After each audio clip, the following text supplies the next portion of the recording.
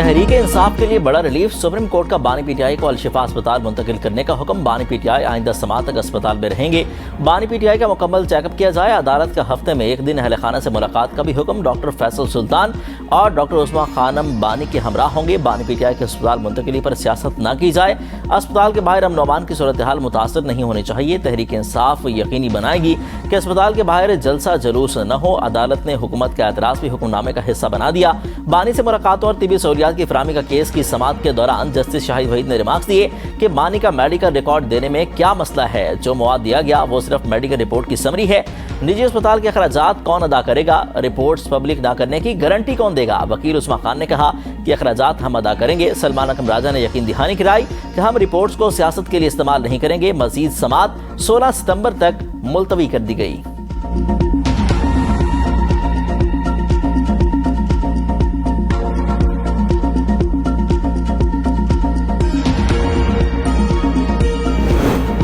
तहरीक इंसाफ के chairman barrister Gauhar ने supreme court के फैसले को खुश आइन करार दे दिया। कहा कि यह फैसला बहुत पहले आ जाना चाहिए था।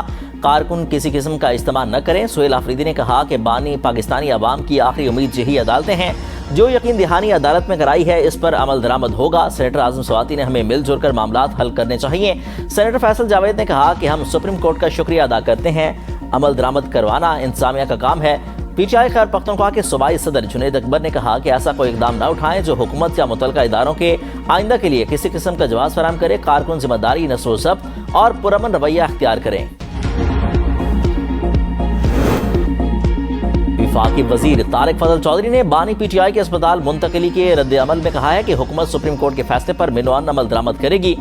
सुप्रीम मुस्लिम लीग नून के सेनेटर नासिर भट्ट ने कहा कि बानी को जहां जाना चाहिए था चला गया। मुझे लगता है कि मियां शहबाज की हुकूमत के खिलाफ एक बार फिर साजिश शुरू होने लगी है। नवाज शरीफ हर दफा वापस आ जाते हैं और साजिशी वहीं रह जाते हैं।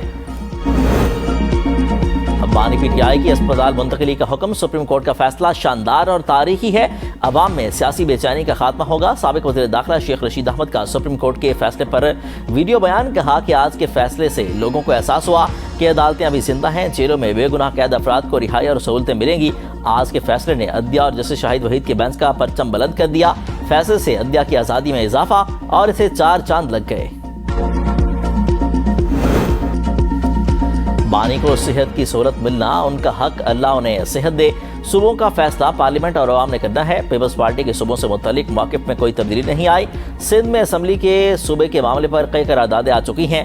सीनियर सूबाई वजीर शरीर नाम बिमन की प्रेस कॉन्फ्रेंस। कहा कि आइन में तरीक़ाकार मौजूद, कोई शख्स आइन से बाहर नहीं जा सकता। सिंध के अवाम परेशान न हो। उनके नुमाइंदे असम्बली में मौजूद हैं। जज्बाती तकारीर से सूबे का माहौल ख़राब नहीं करना चाहिए। नफरत अंगेज़ बयानात से कराची का माहौल ख़राब करने की कोशिशें की जा रही हैं।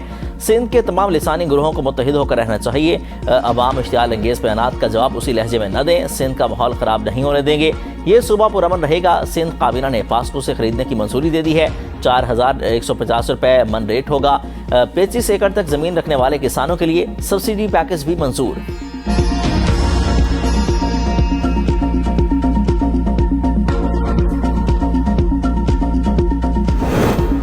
ऑपरेशन रद्दुल फितना 3 के तहत बलूचिस्तान के मुख्तलिफ इलाकों में सिक्योरिटी फोर्सेज की कार्रवाइयां जारी। ज़ियारत, हरनई और सोराब में 9 से ज़ायद दहशतगर्द जहन्नुम वासिल। सिक्योरिटी फोर्सेज का ज़ियारत और हरनई के दरमियान पहाड़ी सिलसिले में बड़ा इंटेलिजेंस बेस्ड ऑपरेशन दहशतगर्दों को मौसर अंदाज में निशाना बनाया।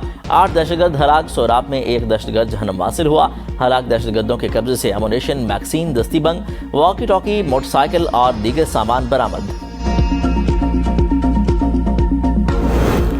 पहलगाम वाक़े के फौरी बाद पाकिस्तान पर इल्ज़ामात लगाए गए, मगर रियासत ने हर इल्ज़ाम का जवाब अमली और मुदल्लल जवाब दिया।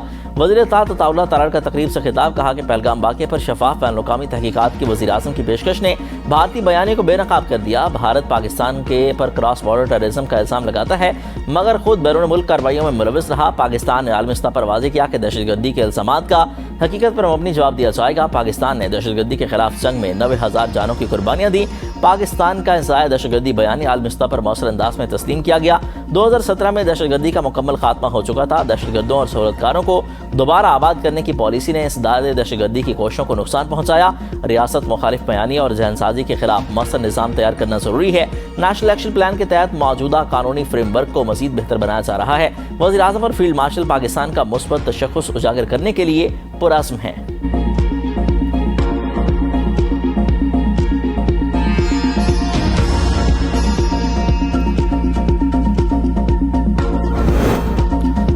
मार्क हक के 1 साल से ज्यादा अरसा बाद भी मोदी सरकार शिकस्त तस्लीम करने से इनकारी। भारत ने ऑपरेशन सिंदूर पर हकाइक के मनाफी दस्तावेजी फिल्म तैयार करी। ISPR ने भारतीय डॉक्यूमेंट्री हकाइक के मनाफी करार दे दी। दस्तावेजी फिल्म में इंटरव्यूज की एडिटिंग, जज्बाती बयानिए और फिल्मी अंदाज की मंजरकशी के जरिए हकाइक को मसख किया गया। फिल्म में ऑपरेशन सिंदूर को पहलगाम वाक़े के जिम्मेदारों के खिलाफ कार्रवाई करार दे दिया गया।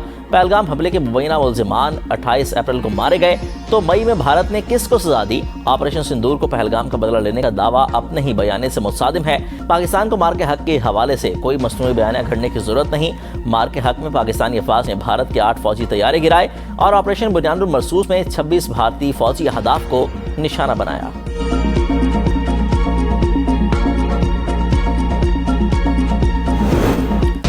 वज़ीर-ए-आज़म शहबाज शरीफ की ज़ेर सदारत नेशनल यूथ एम्प्लॉयमेंट पॉलिसी पर अमल दरामद का जायजा इजलास। वज़ीर-ए-आज़म ने नौजवानों को रोजगार के मौके फराहम करने के लिए मरबूत और मौसर इक़दाम यकीनी बनाने की हिदायत कर दी। कहा कि पॉलिसी पर पेशरफ्त का जायजा इजलास हर माह होगा। हुनरमंद नौजवानों को बाइज़्ज़त रोजगार की फराहमी हुकूमत की अवलीन तरजीह है। ख़वातीन समेत बलूचिस्तान और खैबर पख्तूनख्वा के नौजवानों को रोजगार के मौके फराहम करने पर खुसूसी तवज्जो दी जाए। वज़ीर-ए-आज़म ने नौजवानों को मार्केट की तलब के मुताबिक हुनरमंद बनाने और अंदरून और बैरून मुल्क रोजगार से हम आहंग करने की हिदायत कर दी।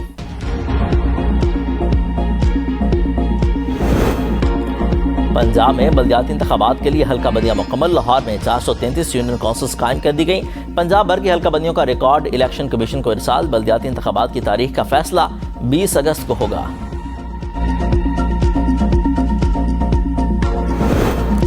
पंजाब में साफ पानी की फराहमी के लिए बड़ी पेशरफ्त। वाटर फिल्ट्रेशन प्लांट की बरवक्त तकमील का हुक्म। वज़ीर आला पंजाब मरियम नवाज शरीफ की ज़ेर सदारत छठा इजलास। हर जिला में प्रोजेक्ट्स पर पेशरफ्त का तफसीली जायजा लिया गया।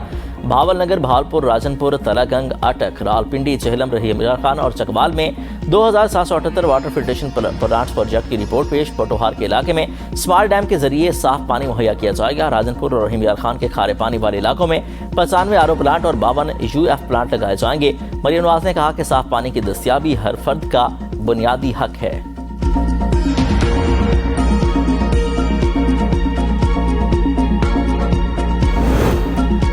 पेट्रोलियम मसनूआत की कीमतों में इजाफा। पेट्रोल 5 रुपये 77 पैसे, डीजल 6 रुपये 47 पैसे फी लीटर महंगा। नोटिफिकेशन जारी। पेट्रोल की नई कीमत 331 रुपये 20 पैसे और डीजल की नई कीमत 390 रुपये 42 पैसे फी लीटर मुकर्रर। महंगाई के सताए शहरियों को एक और झटका देने की तैयारी। बिजली की फी यूनिट कीमत में 2 रुपये 52 पैसे इजाफे का इम्कान। नापरा में माहाना प्राइस फ्यूल एडजस्टमेंट की दरख्वास्त आए। नापरा 27 अगस्त को समाप्त करेगा।